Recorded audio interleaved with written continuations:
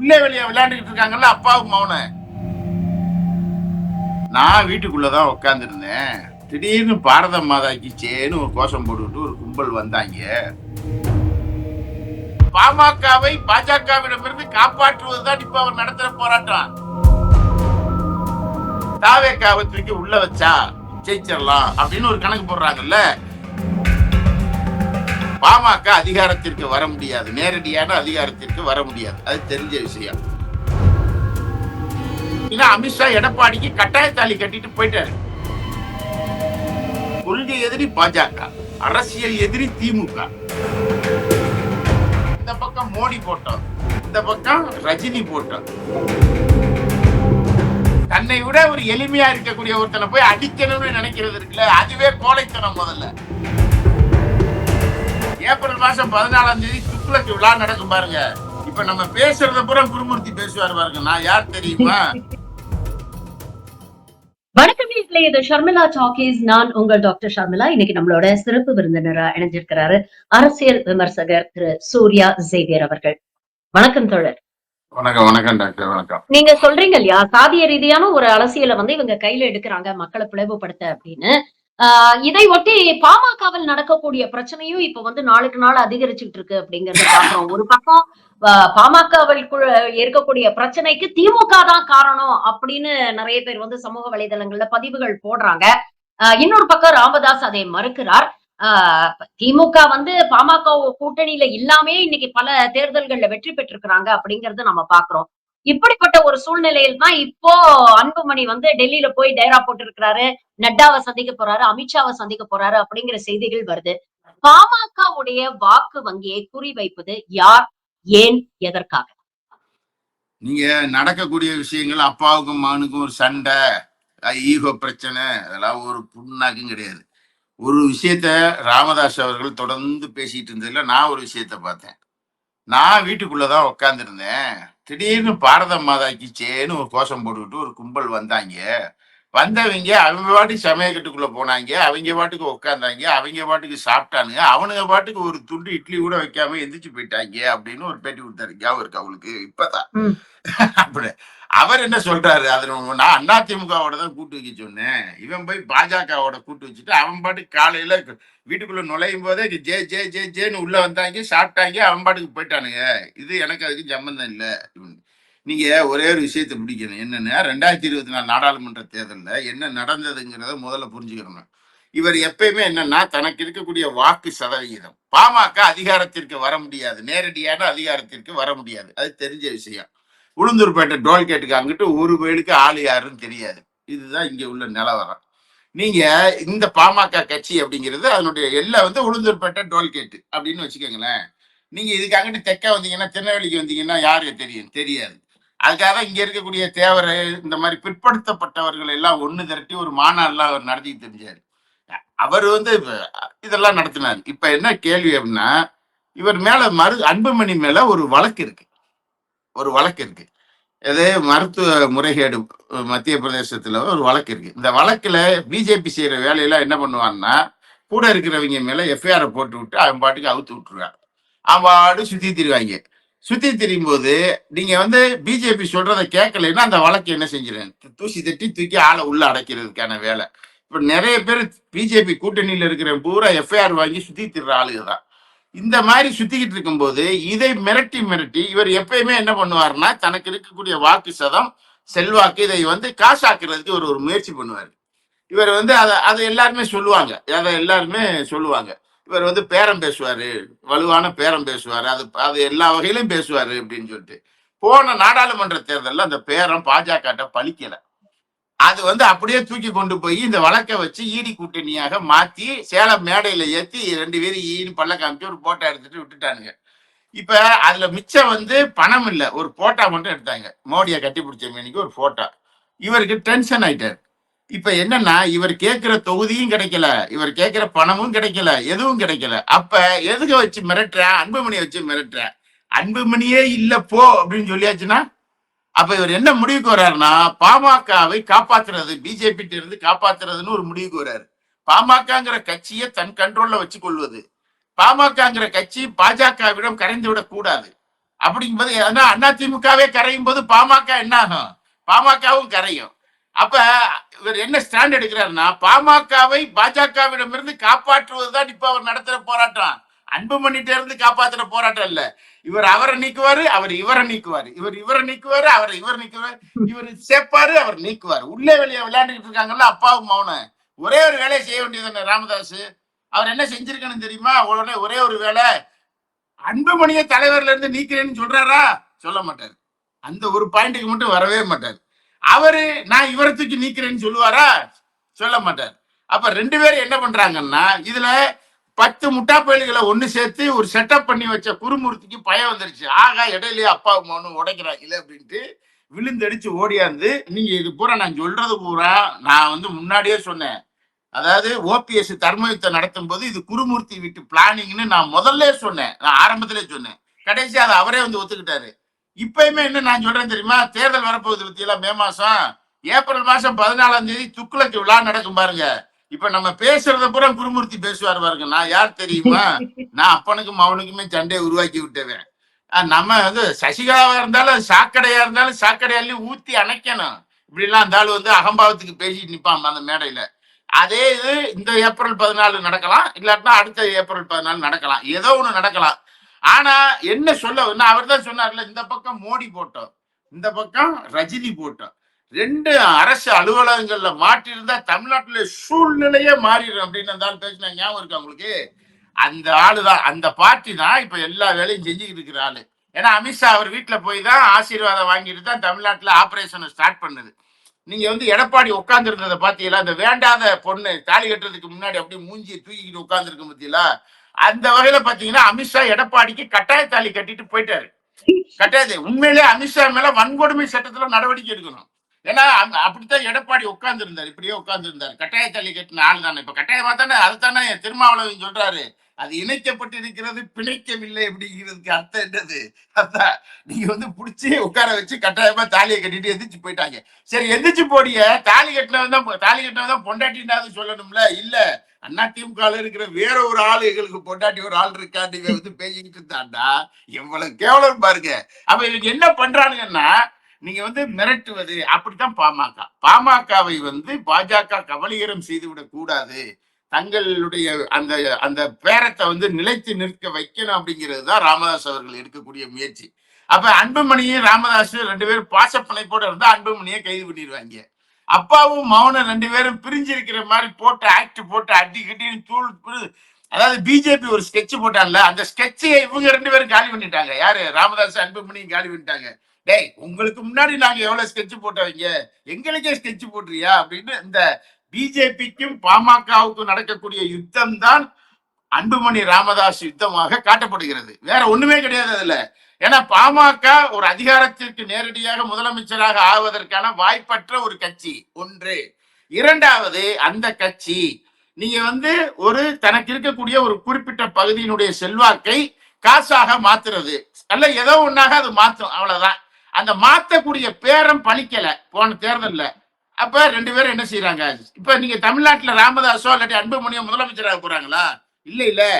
தங்களுக்கு இருக்கக்கூடியது நீ மிரட்டியா நீ சீட்டு பேரத்தை குறைப்ப, நான் என்ன செய்யறேன்? நான் உடைச்ச பேரத்தை குறைக்கிறேன், கூட்டுறேன் அப்படின்றதுதானே அவங்களுடைய முயற்சி. இப்ப அன்புமணியை கூப்பிட்டு எனக்கு நீங்க 40 சீட்டை கொடுத்துருங்க அப்படின்னு அவர் கேட்டாருன்னா அது அவங்களுக்கு லாபம்.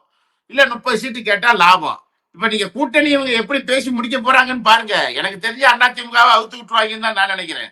ஏன்னா அவர் நேற்று என்ன சொல்றாரு, உளுந்தூர்பேட்டையில அறுதி பெரும்பான்மையோடு நாங்கள் ஆட்சி அமைப்போம் அப்படின்னு சொல்றாரா? அறுதி பெரும்பான்மைனா 175 இடத்துல போட்டி போடணும். 175 இடத்துல அதிமுக போட்டி போடணும். இவங்களுக்கு பருத்தி புடவையா காய்ச்சிருக்கிறதா இவங்களுக்கு ஒரு நினைப்பு. யாரு? பிஜேபிக்கு 60 சீட்டு வேணுமா அவங்களுக்கு. அப்ப 170 60 235 முடிஞ்சு வச்சா அப்புறம் மீதி இருக்கிறவெல்லாம் என்ன செய்யறது? கோயில்ல போய் நின்றுகிட்டு பிரசாதம் வாங்கி தின்னுட்டு போறதா? இல்ல இல்ல. அப்ப அவனுக்கு கொடுக்கணும்ல. அப்ப பாமகவுக்கு என்ன செய்யறது? கூட இருக்கக்கூடிய அந்த சகபாடிகள் எல்லாம் இருக்காங்கல்ல, ஓபிஎஸ் இபிஎஸ் யூபிஎஸ் அந்த போனவன் எல்லாம் இருக்காங்க. ஜி.கே. வாசன், இப்ப இந்த மாதிரியான ஜி.கே. வாசன் மூப்பனார் இறந்த அன்னைக்கே தமாக தகனம் பண்ணிட்டாங்க. அது மிச்சம் இருக்கிற ஒரு கொல்லிக்கட்டை எங்களுக்கு சுத்தி தெரியுது. அந்த ஆளு அவரு இவங்களுக்கு எல்லாம் என்ன கொடுப்பாங்க? அப்ப அது நடக்கும் காரியம் அல்ல. கூட்டணியை செட் பண்ண முடியாது. தாவேக்காவை தூக்கி உள்ள வச்சா ஜெயிச்சிடலாம் அப்படின்னு ஒரு கணக்கு போடுறாங்கல்ல. அப்படின்னா அதுக்கு என்ன கணக்கு வருவாங்க அப்படின்னு சொன்னா அதிமுகவை ரெண்டா உடைக்கிறது. அதிமுகவை ரெண்டா உடைச்சு பாஜக, இப்ப நீங்க அதிமுகவினுடைய இரண்டாம் கட்ட தலைவர்கள் எல்லா பேருமே மாட்டிக்கிட்டு கிடக்கிறவங்க, வழக்குகள்ல சிக்கி இருக்கிறவங்க. இவன் பூரா பிஜேபி வேணும்னு நினைக்கிறேன். பிஜேபி தமிழ்நாட்டுக்கு வேணும்னு நினைக்கல, பிஜேபி தங்களை காப்பாத்துறதுக்கு வேணும்னு நினைக்கிறேன். வேலுமணியா இருக்கட்டும், ராஜேந்திர பாலாஜியா இருக்கட்டும், இந்த கும்பல் பூராமே இவங்க பூராமே பாஜக ஆதரவு நிலைப்பாடு அப்படின்னு முடிவெடுத்தா இப்ப KP முனுசாமி, வைத்தியலிங்கம் இந்த மாதிரியான கும்பல்லாம் பாஜக எதிர்ப்பு நிலைப்பாடு அப்படின்னு அதிமுகவை ரெண்டா உடைச்சு விட்டு ரெட்டலையை க்ளோஸ் பண்ணி பாஜக ஆதரவு அதிமுகவுக்கு ஒரு 70, பிஜேபிக்கு ஒரு 60, தாவேகாவுக்கு ஒரு 50, பாமகவுக்கு ஒரு 40. பிச்சைக்காரன் தட்டுல நீங்க 2 இட்லி 4 சட்டினி தோசை அப்படி இப்படிலாம் கிடக்கும் பாருங்க, பூரி பொங்கல் அது மாதிரி ஒரு கூட்டணியை செட் பண்ணி அந்த கூட்டணி ஆட்சி. இது ரெண்டாவது ஃபார்முலா. நீங்க இது பூரா நான் சொல்றதுல குருமூர்த்தி ஃபார்முலா. இது இப்படி இப்படி இல்லை, இப்படி உடைச்சிடுறது. அதிமுகவை உடைச்சு இப்படி ஒரு அணியை உருவாக்குறது. அப்ப தாவேக்கா கொள்கை எதிரி வேற, அரசியல் எதிரி வேற. அவ எப்படி ஆளுன்னு பாருங்க. நீங்க கொள்கை எதிரி வேறையா, அரசியல் எதிரி வேறையா? அரசியல்னாலே கொள்கை இருக்கிறது தானே. அந்த எந்த அரசியல் எந்த கொள்கையை வச்சிருக்கா அதுக்கு எதிர்த்து நிக்கணும். அரசியல் கொள்கை எதிரி பாஜக, அரசியல் எதிரி திமுக. அட்டேங்கப்பா. நீங்க ஆக இப்படி ஒரு விளக்கம், ஒரு விளக்கமாத்து விளக்கம் ஒண்ணு கொடுக்கறது இருக்குல்ல, அது அவங்க. இப்ப நீங்க தாவேக்காவை ஏன் பிடிச்சி மிரட்டி வச்சிருக்காங்க? ஏன் அவர் வெளியே வர மாட்டேங்கிறாரு? ஏன் வெளியே வர மாட்டேங்கிறாருன்னா, நாய் கழுத்துல நாய் குலைக்கும், கொள்ளு ஒல்லுன்னு குலைக்கும். நீங்க ஆனா அது இப்ப எது வரைக்கும் அமித்ஷா தான் சொல்றாரே சார், விஜய் எது சொல்றாரு? கூட்டணிக்கு வருவாரா அப்படின்னு கேட்டானா விரைவில் செய்தி வரும் அப்படின்ற மாதிரி சொல்றாரு. ஆமா, விரைவில் செய்தி வரும். நீங்க தமிழ்நாட்டிலேயே மோடியை போய் கோயம்புத்தூர்ல சந்திச்ச ஒரே நடிகர் யாரு? 2 நடிகர்கள் மோடியை சந்திச்சிருக்காங்க. ஒண்ணு ரஜினிகாந்த், அது டிக்ளர், அது சொல்லுச்சு நான் வாரேன்னு சொல்லிட்டு பாஜகவுக்கே அல்வா கொடுத்துட்டு ஓடி போனாலு. 2வது விஜய் கோயம்புத்தூர் ஏர்போர்ட்ல போய் சந்திச்சு பேசிட்டு வந்தார். இந்த 2 பேரும் தான் மோடியை நேரடியாக தமிழ்நாட்டில் சந்தித்த நடிகர்கள், மறந்துடாதீங்க. அப்ப ஏன் விஜய் போய் என்னத்துக்கு சந்திக்கணும்? மோடியை போய் என்ன சந்திக்கணும்? என்ன தேவை இருந்தது? இல்ல தமிழ்நாட்டினுடைய பிரச்சனையை பத்தி மோடிட்ட பேச போனாரா? எதுக்காக விஜய் போய் மோடியை பார்க்கணும்? அப்ப ஏன் பார்த்தேன்னு ஒரு விளக்கம் கொடுத்தாரா? இல்ல அப்ப பேசாம தானே இருந்தாரு. அப்ப இப்ப அமித்ஷா பேசுறதுக்கு நேரடியா பதில் சொல்ல வேண்டியதானே. நான் அதுக்கெல்லாம் ஒத்துக்கிற மாட்டேன். தாவேக்கா விளக்கம் அப்படிங்கிறாங்க. அதெல்லாம் ஒண்ணுமே கிடையாது. அதாவது என்ன பிரச்சனை தெரியுமா? பணத்தை சேர்த்து வச்சவன் பூரா பாஜக மாட்டிக்கிட்டான், அவ்வளவுதான் மேட்ரு. பணம் இல்லாம மக்களுக்காக போராடுறாங்க இல்ல, ரோட்ல நின்று அவன் வாங்கடா போட்டு பார்ப்போம்னு நிக்கிறேன். ஆனா பணத்தை யாரெல்லாம் கோடிக்கணக்கில் சேர்த்து வருமானத்துக்கு அதிகமா சேர்த்து வரி கட்டாம எவன் வச்சிருக்கிறான்னா அவன் எல்லாம் பாஜகவினுடைய பாதுகாப்பு தேவை இருக்கு. அதுல போய் கடைசியா சிக்கிக்கிட்ட ஆளுதான் விஜய். விஜய் பேசாம, எல்லா நடிகர்களும் அதை செய்யறாங்க. ஆனா விஜய் பேசாம அமைக்கிட்டு இருந்திருக்கணும். இந்த சர்க்கார் நான் அப்படி வரப்போறேன், நான் இப்படி வரப்போறேன் அப்படின்னு சொல்லிட்டு தலைவா அப்படின்னு படம் எடுத்த உடனே ஆளை பார்த்து ஆஹா இவன் நமக்கான ஆளுதான்டா, இவனை தூக்கி ஒரு வாரம் வச்சு ஊற வச்சு அடிப்போம்னு தூக்கிட்டு போயிட்டாங்க. தூக்கிட்டு போய் இப்ப வச்சுக்கிட்டு, ஆமா வேற ஒண்ணுமே இல்ல. பனையூர்ல என்ன நடக்குங்கிறீங்க? அவன் வீட்டுல வச்சே அவனை ஊற வச்சு அடிச்சுக்கிட்டு இருக்காங்க. அதுக்கு அந்த ஆளு என்ன பேசுறான்னு பாதுகாக்கிறதுக்கு 2 அதிகாரியை உள்ள விட்டுருக்காங்க. அவன் இங்க இருந்து பாரத மாதாக்கு ஜெயிட்டு போறான். எங்க இருந்துடா போறான் அப்படின்னா வருமான வரித்துறை ஆபீஸ்ல இருந்தே போறேன். அவனுக்கு பூரா அங்கே போய் உட்காந்துக்கிட்டு என்ன கூத்து. இந்த கூத்தெல்லாம் தமிழ்நாட்டு மக்கள் பார்த்துக்கிட்டு தான் இருக்காங்க. நீங்க ஒரு ரசிக மனநிலை இருக்கும். நான் ரஜினிகாந்தினுடைய ரசிகர், கமலஹாசனுடைய ரசிகர், விஜயனுடைய நல்லா நடிச்சாங்கன்னா ரசிச்சுட்டு போறோம், அவ்வளவுதானே. இதுக்காக பின்னாடியே போக முடியுமா? அவன் பின்னாடியே போனா பனையூர் வீட்டு வாசல் வரைக்கும் என்ன போலாம், பனையூர் வீட்டு பங்களாக்குள்ள நுழைய முடியாதுல்ல. அவன் அடைச்சிக்கிட்டான்ல. அடைச்சிக்கிட்டே போய் நான் 2500 கிலோமீட்டர் நான் பைக்ல என்னை பார்க்க கூட மாட்டேங்கிறான்ட்டு கோவிச்சுக்கிட்டு போயிட்டேன் இன்னைக்கு ஒரு பையன். அப்ப நீங்க இதுதான் இங்க உள்ள ரசிக மனநிலையை இன்னைக்கு இருக்கக்கூடிய நடிகர்கள் ரசிகர்களை ஒரு அரசியல் விழிப்புணர்வு உள்ளவர்களாக மாற்றணுமே ஒழிய அதுல சில நடிகர்கள் செய்யறாங்க. ஆனா இவர்களை போன்றவர்கள், இவர்களை பின்பற்றக்கூடிய ரசிகர்களை நீங்க இன்னொரு கூட்டத்திற்கு, ஒரு ஆதிக்க வர்க்கத்தினுடைய கூட்டத்திற்கு அடமானம் வைப்பதற்கான முயற்சியில் தான் சேர்த்த பணத்தை பாதுகாத்துக் கொள்வதற்காக இந்த வேலையை செய்யறாங்க அப்படிங்கிறது பளிச்சுன்னு எல்லாருக்கும் தெரியுது. அதனாலதான் இவர் என்ன செய்யறது, இந்த மாத்தி மாத்தி பேசுறது. ஒரு மாற்றம் தமிழ்நாட்டில் நிகழ்ந்து விடும் 2026 அப்படின்னு சொன்னா நிச்சயமாக அதற்கான வாய்ப்பே இல்லை. ஒரு விஷயத்தை நீங்க தெளிவா புரிஞ்சுக்கங்க. 1947 இந்திய விடுதலை போராட்டம் உக்கிரமாக நடந்த காலத்தில் விடுதலை வாங்கியாச்சு. விடுதலை வாங்கிய கட்சி காங்கிரஸ் பேரியக்கம். அதுல கம்யூனிஸ்டுகளுக்கு பங்கு இருக்கு, முஸ்லீம் லீக்குக்கு பங்கு இருக்கு, எல்லாருக்கும் பங்கு இருக்கு, பாஜகவை தவிர, RSS தவிர. ஆனா அப்படிப்பட்ட ஒரு விடுதலை பெற்றுக் கொடுத்த காங்கிரஸ் பேரியக்கத்தையே 20 ஆண்டுகளில் இந்தியாவில் தூக்கி வீசிய முதல் மாநிலம் எது? தமிழ்நாடு. மறந்துறாங்க. 20 வருஷம் தான். ஏன் எடுத்து எரிஞ்சாங்க? அவங்க எல்லாம் நின்னு போராடினாங்க, சுட்டாங்க, செத்தாங்க, வெள்ளக்காரன்ட்ட போய் நெஞ்ச காட்டி நின்னாங்க, தடியடி வாங்கினாங்க. இவ்வளவு செஞ்ச ஒரு கட்சியை 20 வருஷத்துல ஏன் இந்த மக்கள் நிராகரிச்சாங்க அப்படின்னு சொன்னா, அது அன்றைக்கு ஆதிக்க வர்க்கத்தின் கருத்தியலை பிரதிபலித்தது. நீங்க காமராஜர் ஒரு மிகப்பெரிய ஒரு எளிமையான தலைவர், போற்றுதலுக்குரிய தலைவர், மதிப்புமிக்க தலைவர். நீங்க அதற்கு ஏராளமான உதாரணம் நம்ம சொல்ல முடியும். ஆனா அந்த காமராஜர் ஏன் தோற்கிறார் மக்களால்? காமராஜரை மக்கள் தோக்கடிக்கல, காமராஜர் கொண்டிருந்த கருத்தை மக்கள் தோக்கடித்தார். அவர் எந்த ஒரு ஆதிக்க வர்க்கம் கருத்தியலுடைய பிரதிநிதியாக காமராஜரை மக்கள் பார்த்தார்கள். ஆனா நடைமுறையில் அவர் எளிமையான ஒரு வாழ்க்கை. நீங்க அவர் மட்டும்தான் எளிமையா வாழ்ந்தார்ல, அன்னைக்கு இருந்த அரசியல் தலைவர்கள் பூரா எளிமையா வாழ்ந்தவங்க தான்.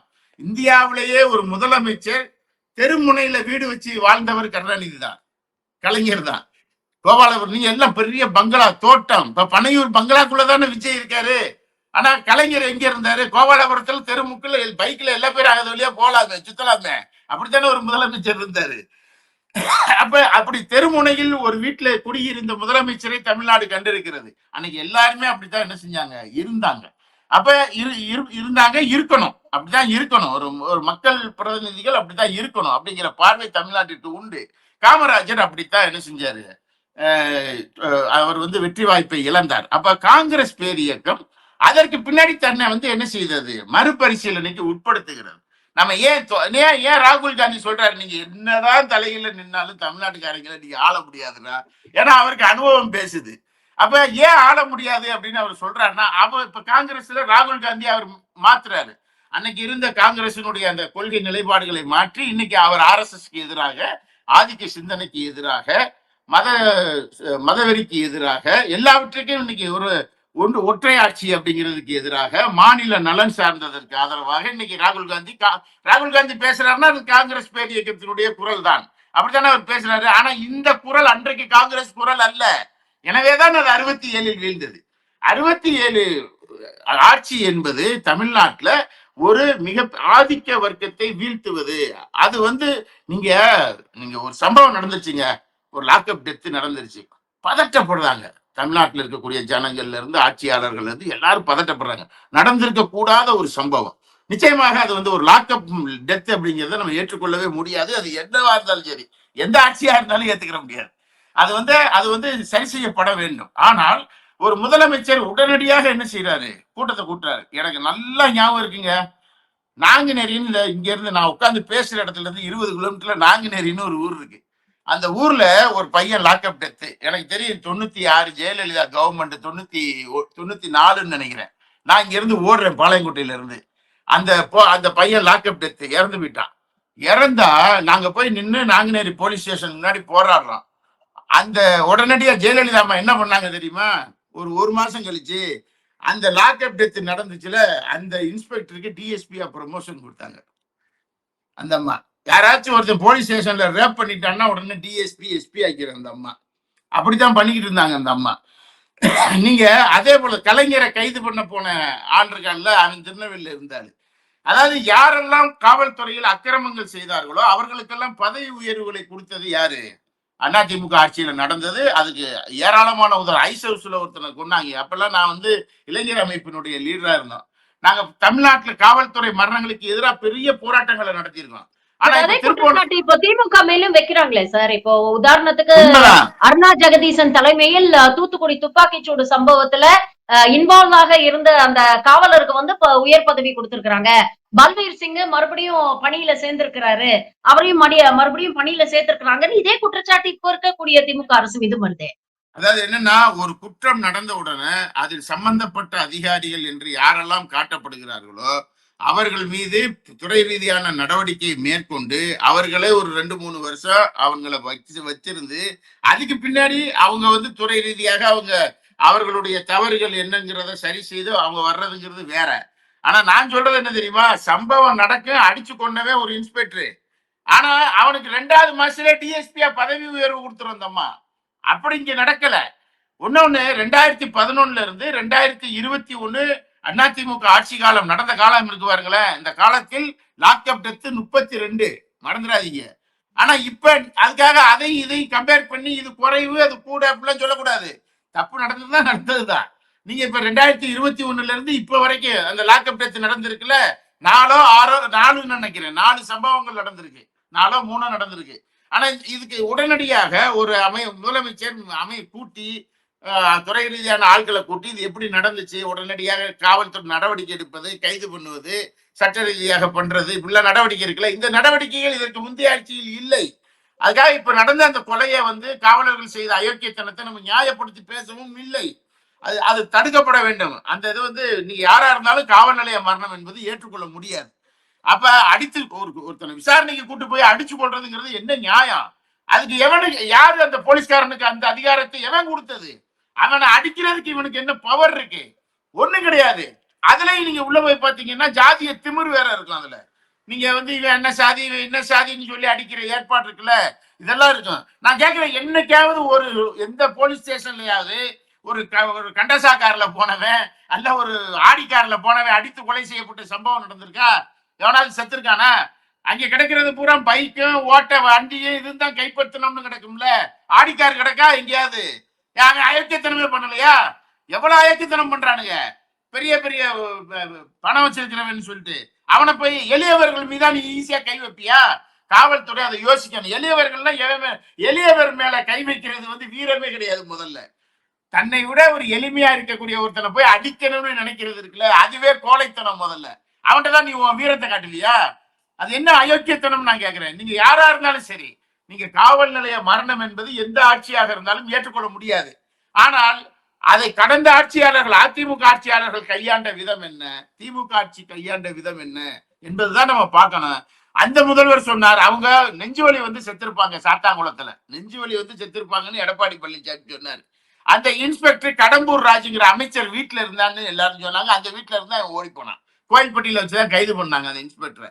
ஆனா திமுக ஆட்சி வந்ததற்கு பின்னால் நடந்திருக்கக்கூடிய 1-2 சம்பவங்கள் உடனடியாக முதல்வருடைய கவனத்திற்கு போகிறது. துறை ரீதியான உடனடியாக ஒரு கூட்டத்தை முதலமைச்சர் என்ன செய்யறாரு, போடுறாரு. காவல்துறை அதிகாரிகளை வர சொல்றாரு, விசாரிக்கிறாரு. தடுத்து நிறுத்தணும் அப்படிங்கிற ஒரு முறையை என்ன செய்யறாங்க, ஒரு துரித நடவடிக்கைக்கு போறாங்க. ரெண்டுக்குமான வித்தியாசம் இருக்கிறது. ஆனால் முற்றிலுமாக காவல்துறையில் லாக்அப் டெத் மரணம் என்பது முற்றிலுமாக நடக்கக்கூடாது. அதை நோக்கிய நடவடிக்கைகள் மேற்கொள்ள வேண்டும். நீங்க 2 வருஷம் சஸ்பெண்ட், 3 வருஷம் சஸ்பெண்ட், அப்புறம் அவனுக்கு ப்ரமோஷன் அப்படின்னு சொன்னா அவன் செய்யத்தான் செய்வான். அதுல ஒரு உறுதியான திட்டவட்டமான நடவடிக்கை மேற்கொள்ள வேண்டும் என்று எல்லாரும் என்ன செய்யறாங்க, கோரிக்கை வைக்கிறாங்க. அதை அரசு பரிசீலிக்கணும். ஆனா வித்தியாசப்படுத்தி பார்க்கணும். அதைத்தான் நான் சொல்ல வேண்டிய விஷயம். நீங்க திட்டமிட்டு அடித்து கொள்ளுவது என்பது வேறு, கொலை செய்யப்பட்டதற்கு பின்னால் நடந்த அந்த நடவடிக்கை, துரித நடவடிக்கை, காப்பாற்றக்கூடிய நடவடிக்கை என்பது வேறு. இந்த ரெண்டையும் வித்தியாசப்படுத்தி பார்க்கணும் அப்படிங்கிறது தான். ஆனா எதுவாக இருந்தாலும் இந்த மாதிரியான மனித உரிமை மீறல்கள், காவல் நிலைய மரணங்கள் என்பது ஏற்றுக்கொள்ள முடியாது. அது தடுக்கப்பட வேண்டும் அப்படிங்கிறதா எல்லாருடைய ஜனநாயக எண்ணம் கொண்ட, மனித எண்ணம் கொண்ட எல்லாருடைய விருப்பமாகவும் அதான் இருக்க முடியும். அதுதான் ஒரு ஆட்சியினுடைய விருப்பமாகவும் இருக்க முடியும். பல விஷயங்களை இன்னைக்கு எங்களோட பகிர்ந்துக்கிட்டீங்க. உங்கள் நேரத்துக்கும் கருத்துக்களுக்கும் மிக்க நன்றி சார். Thank you very much. நன்றி, வணக்கம்.